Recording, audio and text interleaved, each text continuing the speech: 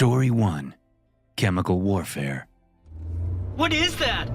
Francis whined from the back seat of the SUV. Daddy, what is that? Do you know what it is? Paul was sobbing in the seat next to her.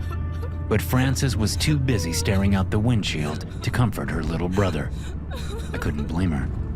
The yellow cloud that rolled towards us, obscuring the landscape, was like nothing I'd ever seen before. I leaned over the steering wheel, staring. It's gonna be okay. We're almost home. It reminded me of footage from the Middle East, where dust storms would kick up and send a wall of dust racing across the landscape, miles wide and 1,000 feet high. Denise was leaning diagonally from her seat, reaching back over the center console to grab Paul's hand in some semblance of comfort. But even she didn't keep her attention fully on our distraught son for long. Maybe we should turn around, Denise said to me, struggling to keep the fear out of her voice. You saw the alert. Bombs could drop at any moment. What do we pay all that money for if we're not going to even use the bunker? What if the stuff is poison? She whispered, so as not to scare the kids. I've never heard of any weapon like that, and I would have. America stays on top of stuff like that. Besides, chemical warfare is outlawed by the Geneva Convention.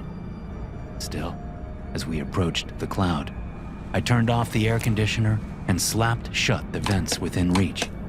Kids, close your vents back there, okay? I glanced into the rearview mirror. Both my teenage daughter and my preteen son were lost in their own little worlds.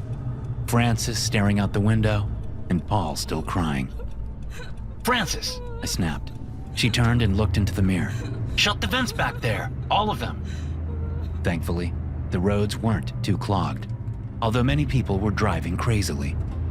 We'd seen several accidents already, but we were approaching our house on the 2-lane road now. I couldn't imagine what it was like in the city. Sheer chaos, probably. As I spotted our mailbox up ahead, one that Denise had made herself to look like a barn, I was overwhelmed with appreciation that we had moved out here to the country just after Paul was born.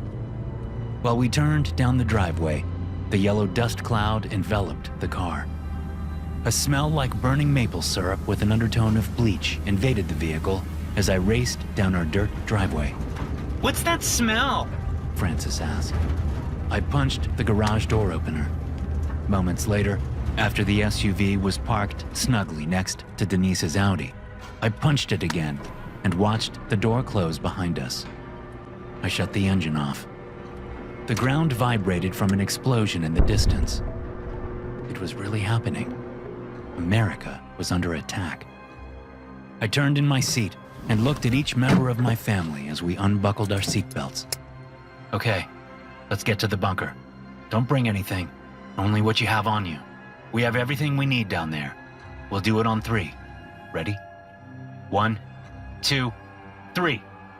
In unison, we all jumped out of the SUV and raced into the house.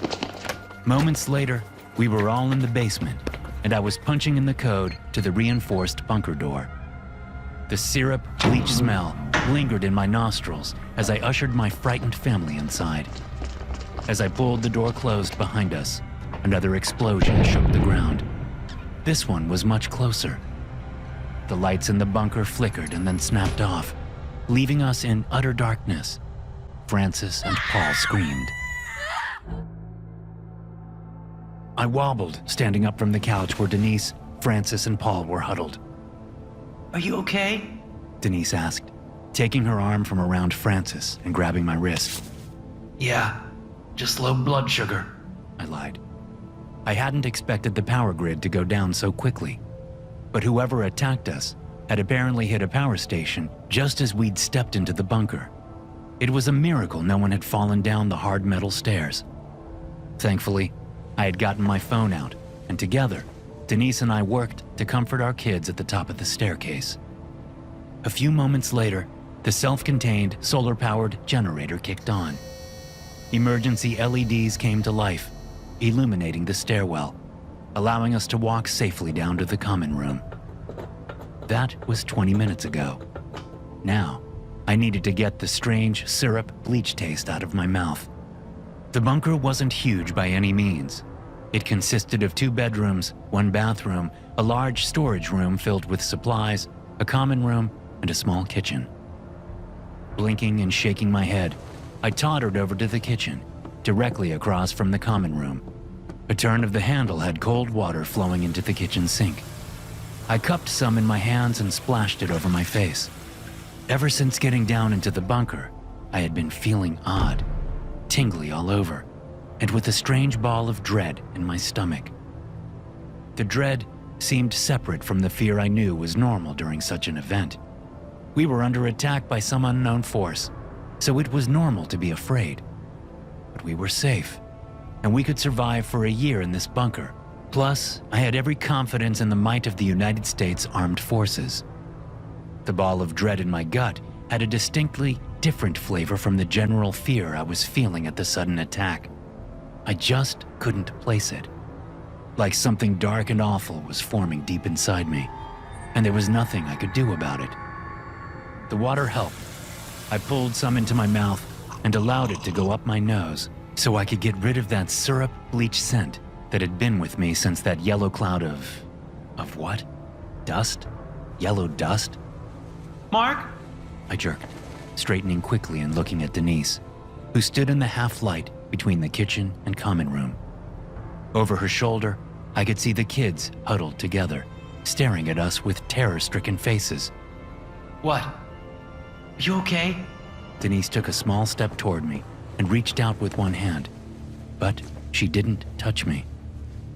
Water dripped from my face, soaking the collar of my shirt. I'm fine. Why?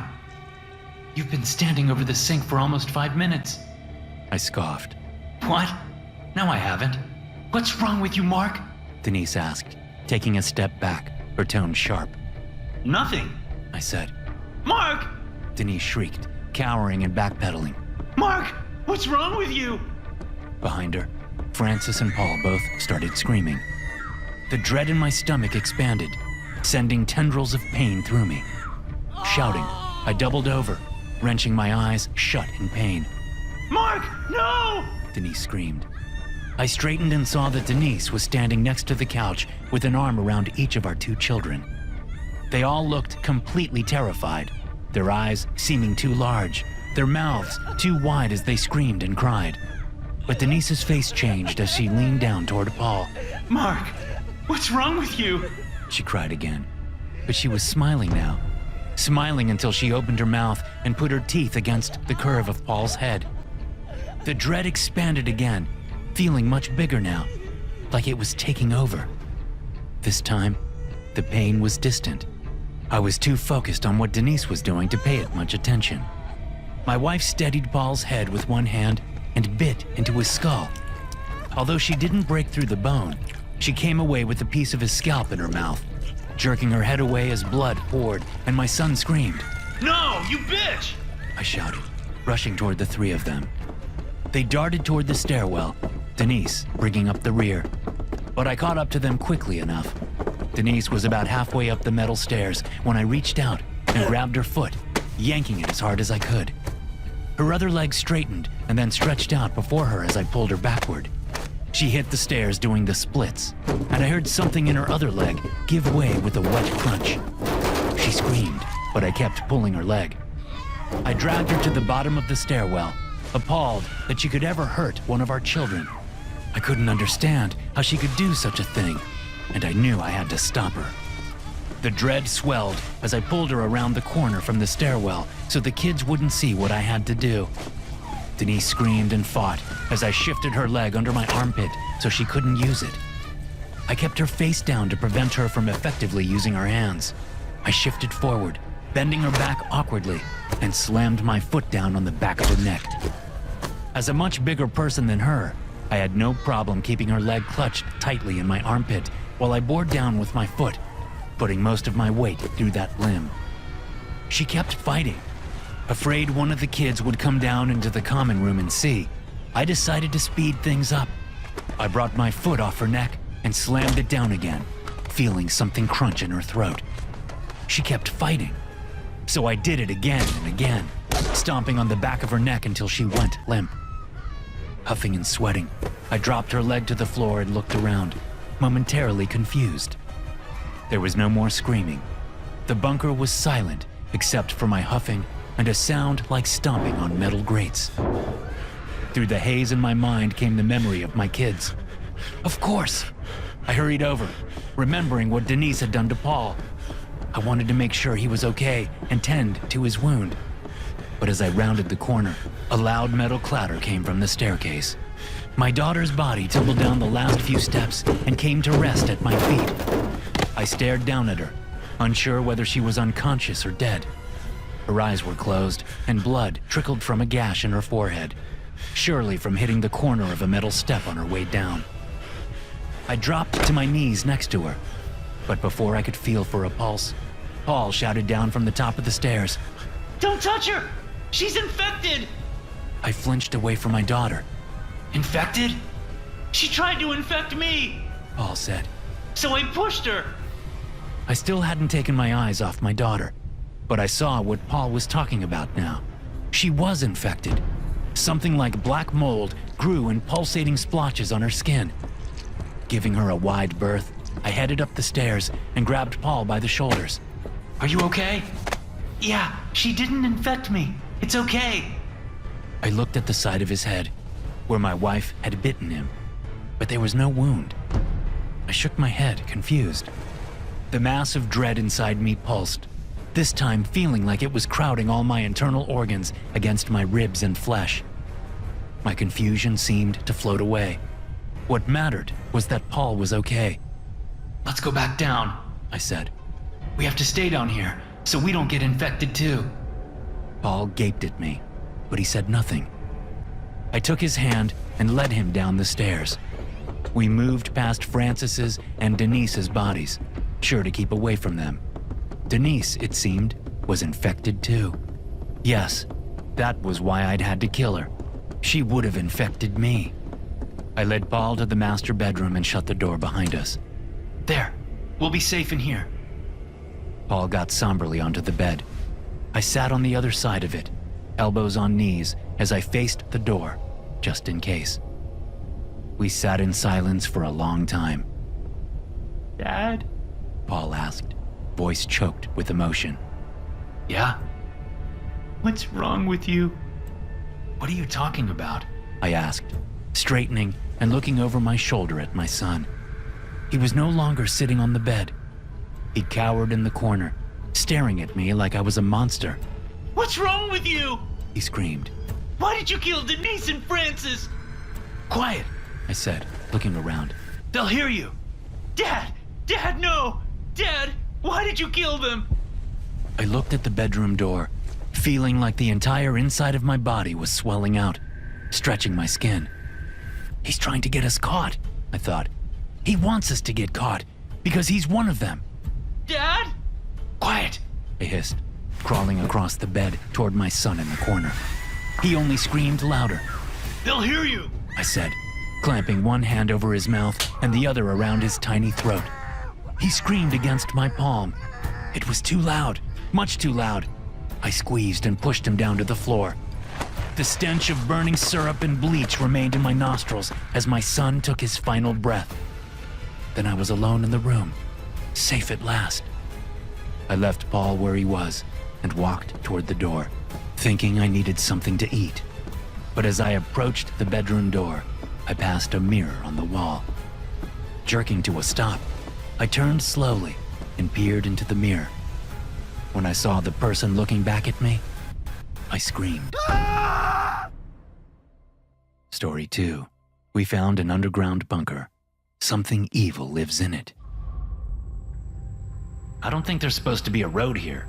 I looked left and right down the narrow dirt road, wondering if we'd taken a wrong turn somewhere. Saul came crashing out of the brush behind me.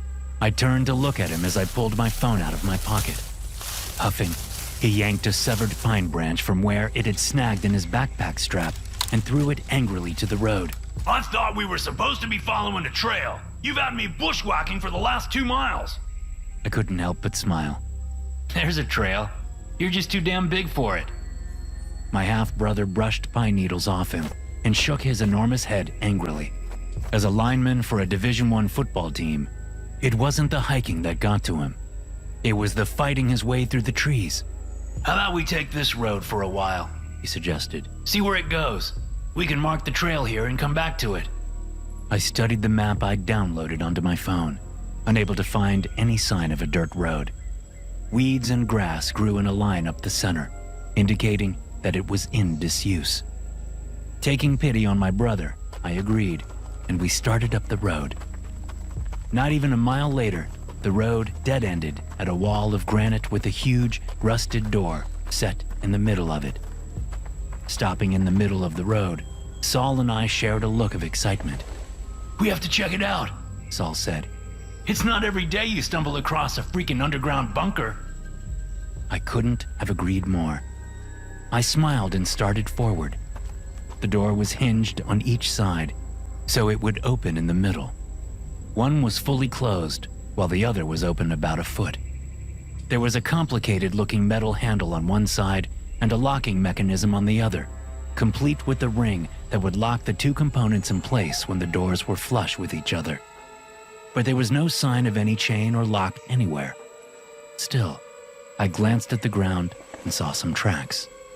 I stuck a hand out and stopped my brother before we trampled them. Look. Imprints had been left in the dirt under the slight overhang that would keep that patch of ground out of the rain. The prints had been left by what looked like a pair of hiking boots. I guess we aren't the first here, Saul said, starting forward. Before I could stop him, he trampled the prints and opened one side of the door wide on squealing hinges. Shaking my head, I decided I was overreacting, my imagination getting the better of me. But I could have sworn the tracks only led inside. There were none coming out. The crunching of dirt under our boots soon gave way to the muted slap of synthetic rubber on concrete. About 20 yards into the bunker, the space opened up on our right in a large parking area. The walls were concrete, and large concrete pillars stood in a line, holding the ceiling up a good 15 feet overhead. The only vehicle in the place was an ancient-looking World War II-era Jeep. It sat on cinder blocks, its tires long gone. The hood stood propped open like the mouth of some prehistoric creature that had been fossilized and long ago untombed from its stony grave.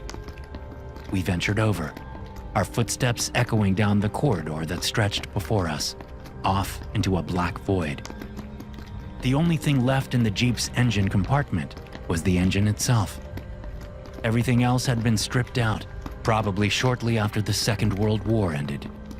Saul slipped his backpack off and propped it against the Jeep. And the light coming through the door, I could see his smile. What are you doing? Let's explore for a bit. Leave our packs here to give our shoulders a break. I looked into the dark distance, thinking about the boot prints. I was being ridiculous.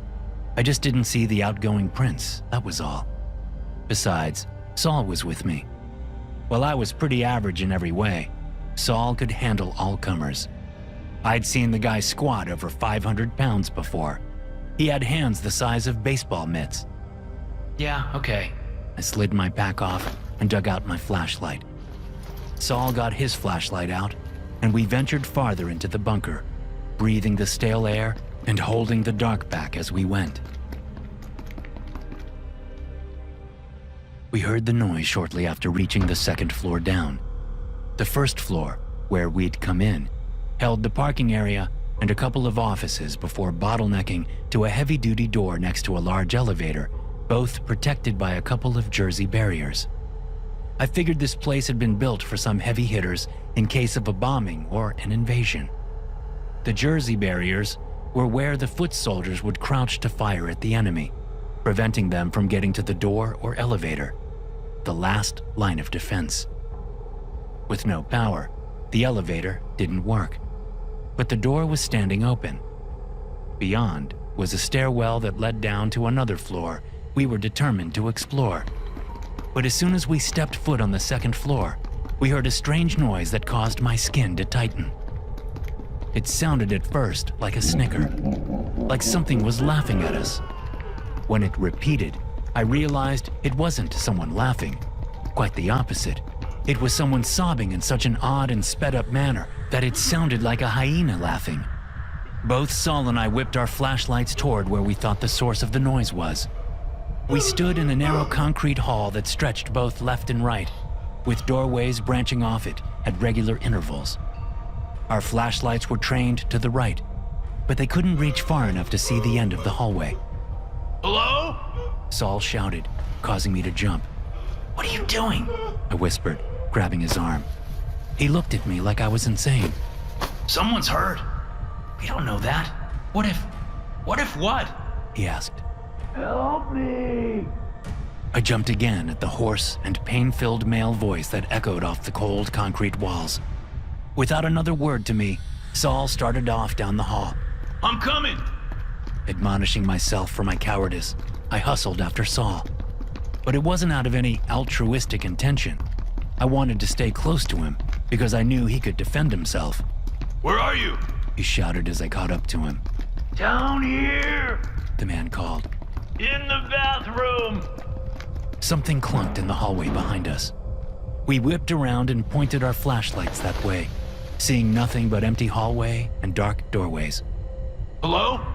Saul said. For the first time, I heard just a hint of fear in his voice. We're here to help! Help me, please! The shout got us moving again. Now we could see that the hallway took a sharp left up ahead. Saul kept his light on that, while I pointed mine into the rooms that branched off the hall.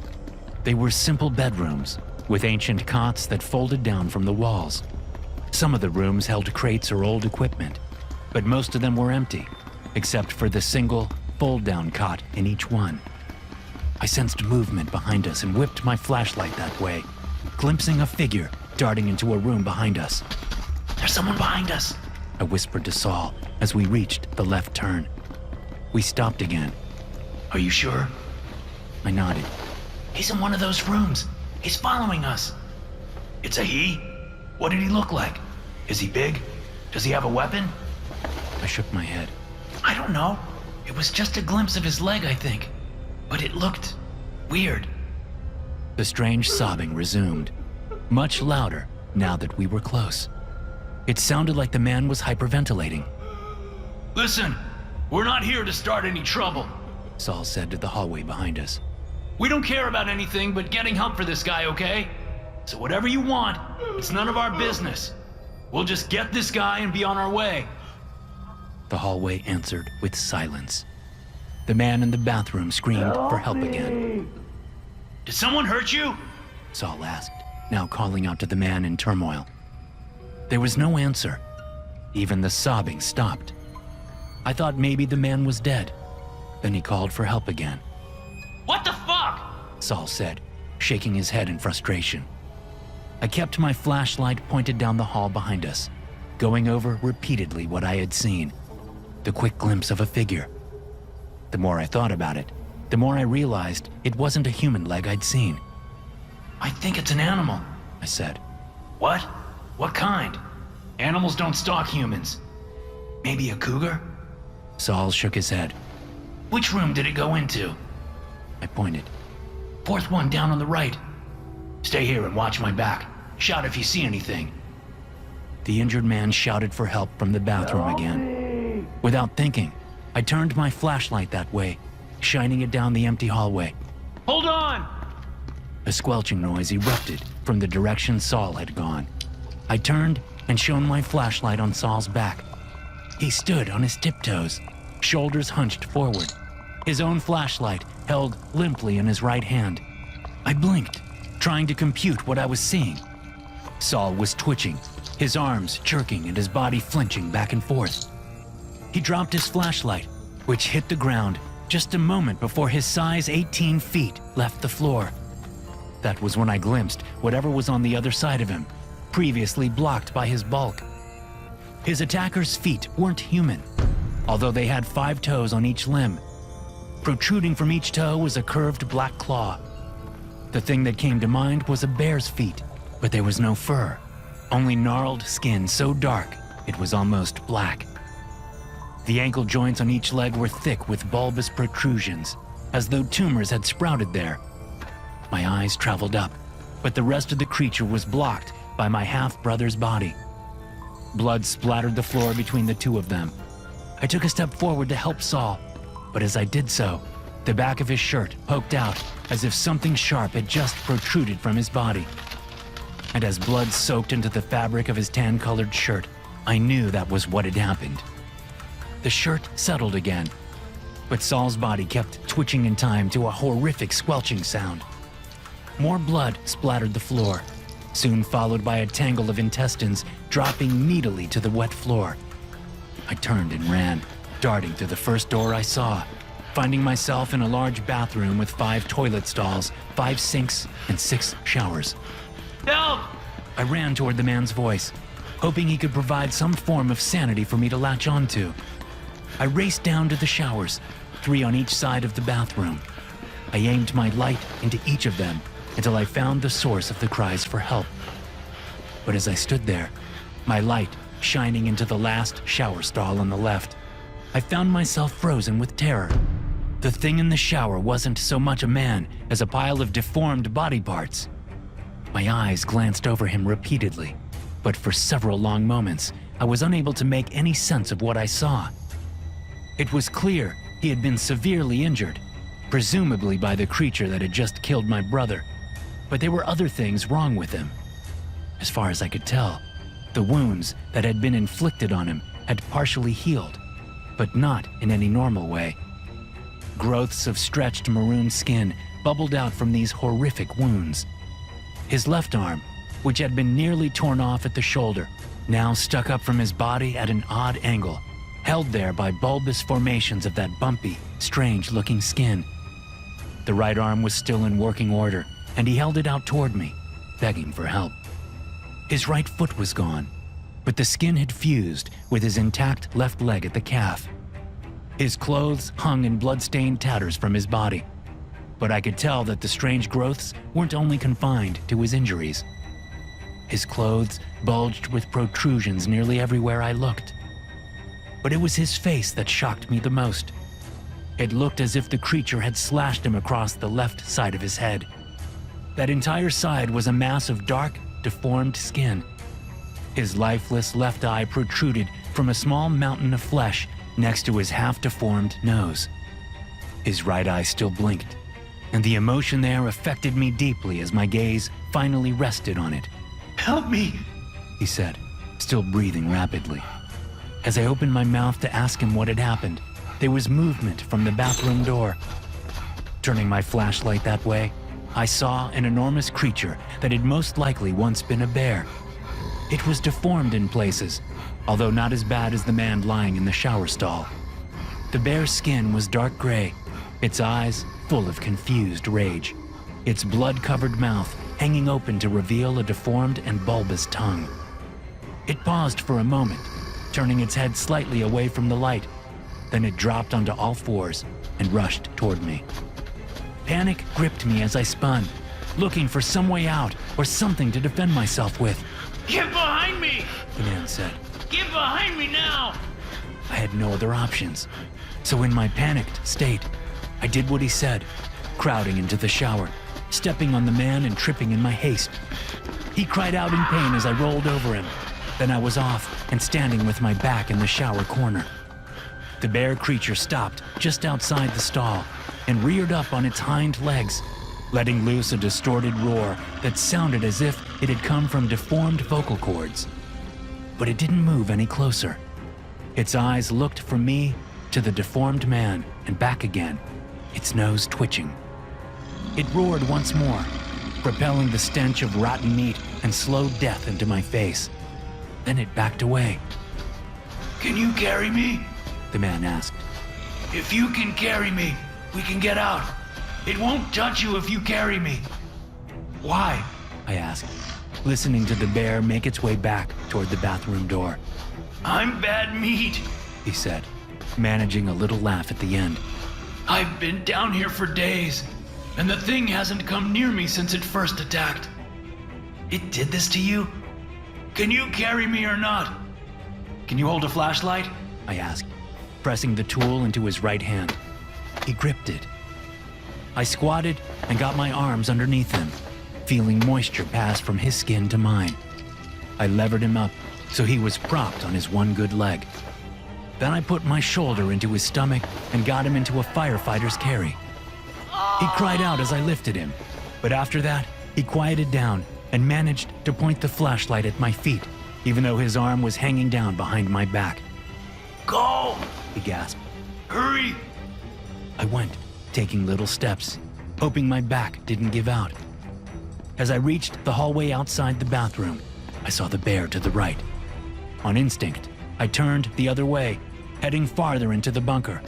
Stop! The man cried. Not that way! There's some kind of chemical leaking out of storage barrels down there.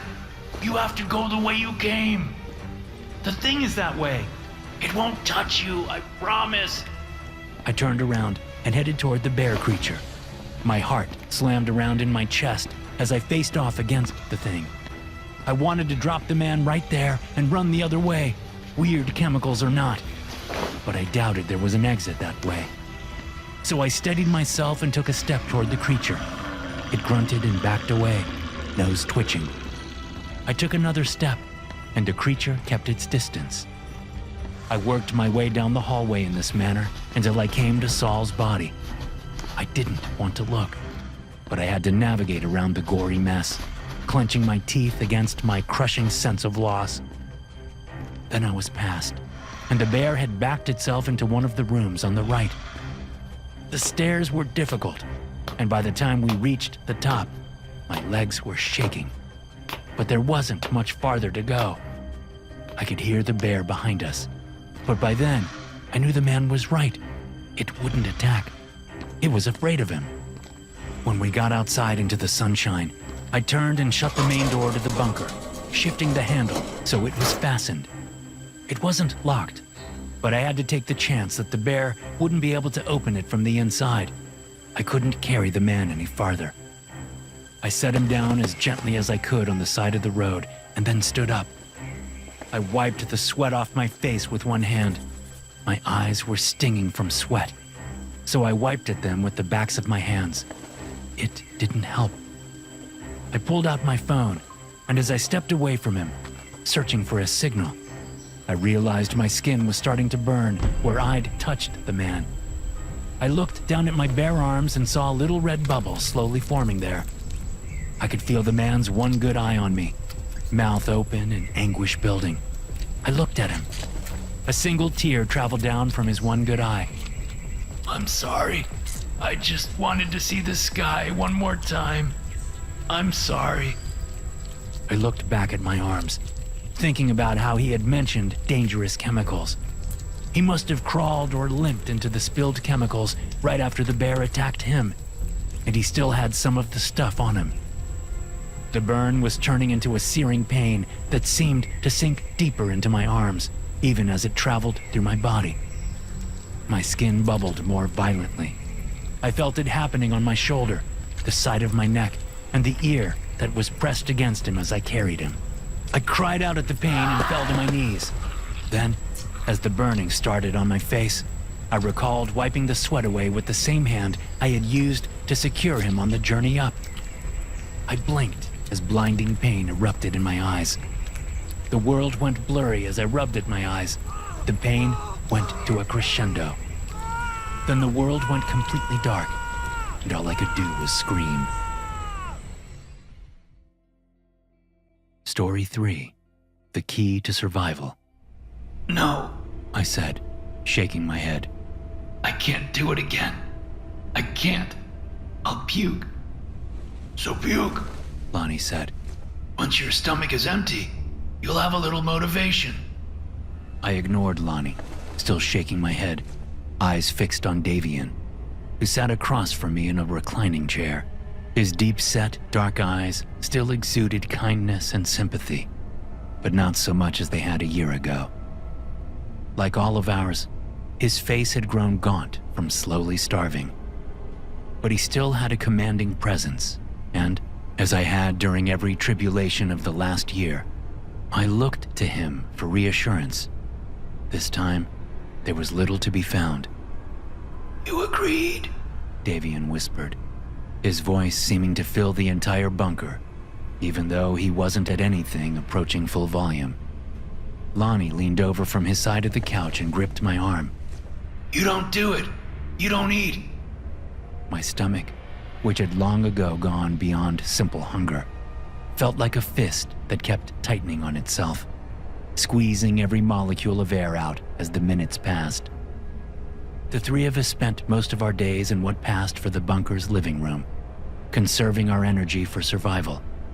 Sure, we got up to use the bathroom, and Davian got up to check the air quality sensors several times a day, but otherwise, we stayed put. We had read every book in the bunker many times over, had watched every DVD, listened to every CD, and played every card game. Now, all we did was sit and drift into our own little hunger-fevered worlds, until, of course, it was time to harvest. We did it once a week, taking turns. It was my week, but I couldn't fathom facing it again. I tried to jerk my arm away from Lonnie, but I didn't have the strength to succeed. And he hung on tight, digging his fingers into my minuscule muscle.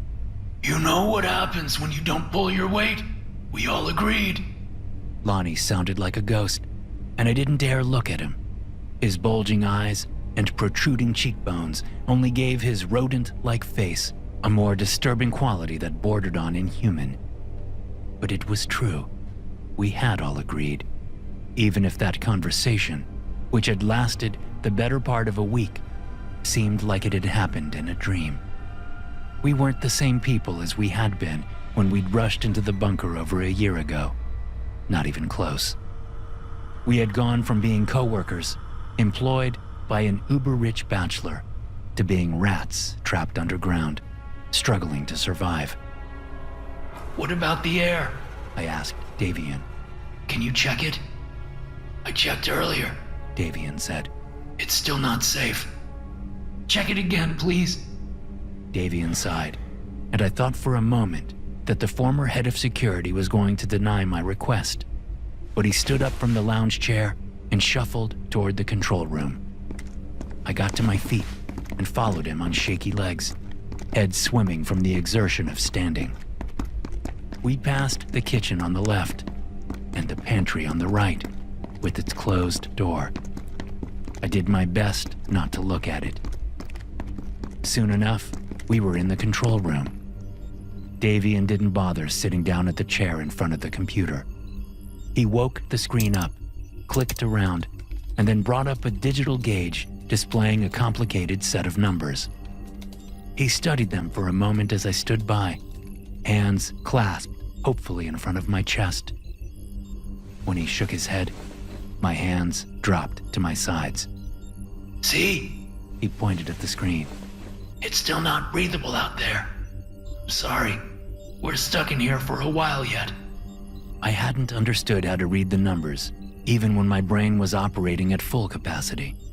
Now, as I slowly starved to death, it was like looking at the stream of numbers from the Matrix and trying to make sense of them. It was impossible.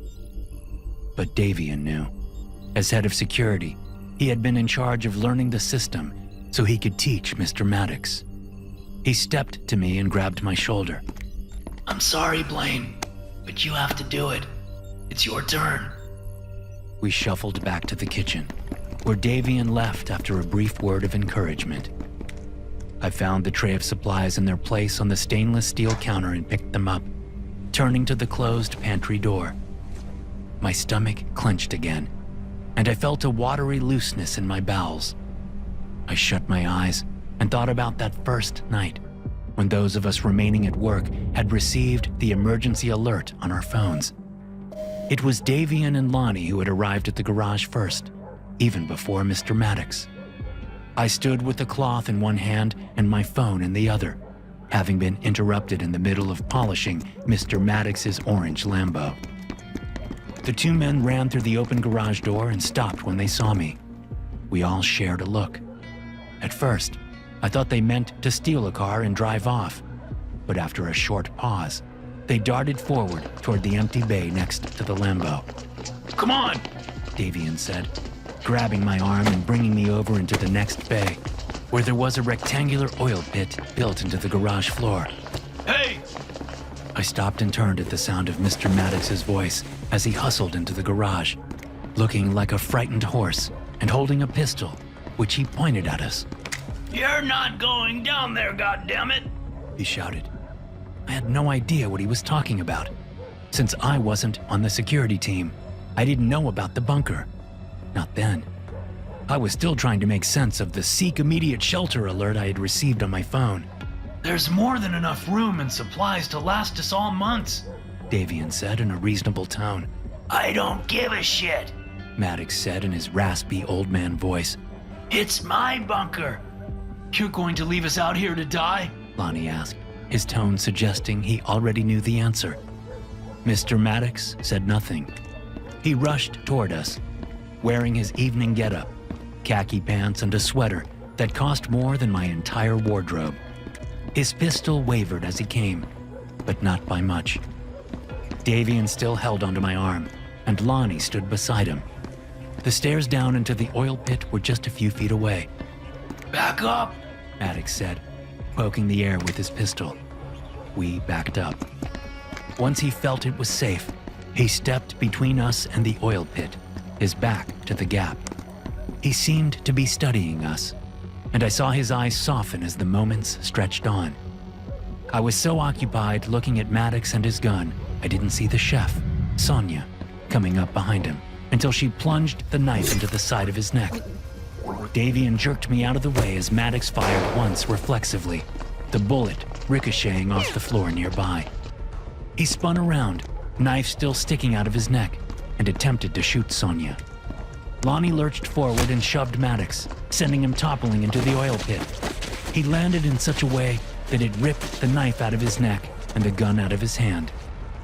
We all stood around the oil pit and watched him bleed out. Then, as the ground shook with the first distant explosions, we came to our senses. Davian led the way, stepping through the puddle of Maddox's blood, lifting the secret trapdoor at the bottom of the oil pit and ushering us down to the bunker's entrance. He punched the code in and got us all inside. We thought for sure we would be able to come out in a month or two, max. That wasn't the case. Now, a year on, we'd completely changed. Those people who had all been united against Maddox were barely holding it together now. I thought about all this as I stood in front of the pantry door, although I tried my best not to remember. It didn't help things any. It made them worse. But I knew I had to do it, or I wouldn't eat. Composing myself, I stepped forward and balanced the tray of supplies with one hand while opening the door with the other. Stepping inside, I flipped on the light, illuminating Sonia. Or what was left of her. We'd already eaten so much of her, but she had been the largest among us, with the most fat. We knew she would last the longest, as her body could use the fat as energy before it started to attack the muscle. Wearing only her stained and soiled underwear and a bra, she flopped around on the floor, fighting against her binds. But she had no arms anymore. They both ended at just beyond the shoulder joints in bandaged nubs. One of her legs was gone up to the knee, and the other was missing her foot. She shouted and grunted, but she couldn't make words because Lonnie had cut her tongue out long ago. We had split it. It wasn't much, but it was delicious.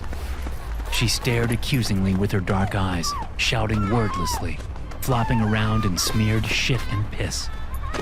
When we first endeavored to eat her, we had all agreed to take turns cutting and cleaning. But as the other limited provisions dwindled and our energy with it, we stopped with the daily cleaning. We just let her go to the bathroom in her underwear and only cleaned her once a week when we did the cutting. That was my first order of business, getting Sonia cleaned up so I could cut her without contaminating the meat. Only after I did the cutting would I feed her some rice and beans, the only two food sources we had left, aside from Sonia, of course. The amount that we gave her was well worth the fresh meat we got in return. The three of us had talked long and hard about it, whenever Sonia was asleep for the better part of a week. Planning ahead was key. We couldn't wait until everything ran out to eat her. We had to plan ahead. We couldn't survive on rice and beans alone. Not for long. Sonia continued to yell and wiggle around, her eyes fixed on me. That was the hardest part. Looking at her eyes, feeling her eyes look at me. We had been friendly back before this whole thing. She had, on several occasions, snuck me some food from the kitchen. Twice, I let her drive one of Mr. Maddox's expensive cars while the boss was away. I had liked her back then. I still did. But I liked living more. As I pulled on gloves and set about cleaning up, the feel of her eyes on me was like two red-hot pokers pressing into my flesh. I tried to ignore them, but it was impossible. She wouldn't stop staring. Even when she tired herself out and stopped flopping around, she wouldn't stop staring. I felt the creeping hand of insanity gripping the back of my neck, and not for the first time. Last time, I had been tasked with cutting and cleaning. I had nearly taken the knife to my own foot instead of hers. But now, with those eyes, I couldn't concentrate. My stomach clenched impossibly tight, causing me to double over. Her eyes prodded me as I gripped my stomach with soiled gloves. They prodded me as I let out a whine. They prodded me as I hissed for her to stop looking at me. I reached absently for the knife, feeling them prodding all the time, accusing and blaming. Breathlessly, I gripped the knife in one gloved hand and pressed her head to the floor with the other. I looked into those eyes, those prodding, poking eyes, and I knew they had to go. The knife went in easily enough, slicing through eyelid and conjunctiva and cornea and lens and pupil. It came out covered in a red, jelly-like substance, but it went in again just as easily. Then there was the other eye to get rid of, and I did. I stabbed and stabbed until I could no longer feel those poking, prodding eyes. But by the time I was done, I realized I had gone too deep. Sonia no longer moved. Her chest didn't rise and fall. She was dead. I had killed her. I stood up and walked numbly out to the living room, knife still in my gloved hand. Where's Davian? I asked, seeing only Lonnie in the room. Lonnie glared at me with open disdain, sensing something was wrong. He's in the bedroom, sleeping. Said he wasn't feeling good. What's wrong with you? I think we need to butcher and refrigerate her now. The meat won't keep for that long if we do that now. Freezer's still broken. Well, what did you do, Blaine? She wouldn't stop looking at me. Jesus Christ. Lonnie stood up, swaying for a moment before coming toward me and grabbing my left arm. He dragged me into the pantry and looked at the mess I'd made. He turned to me, still gripping my left arm. You fucking idiot! Now we have to butcher her! You better hope all the meat stays good with the goddamn freezer broken. Christ! As he spoke to me, I could feel his eyes on the side of my face. I could feel them poking and prodding and blaming. I looked down at the bloody knife I still held in my hand. Then I looked up and met Lonnie's gaze, and saw Sonia's eyes staring back at me. Thanks for watching. Be sure to subscribe and smash that like button to get notified every time I upload a new video. You can also check out some more of my animated horror stories right here.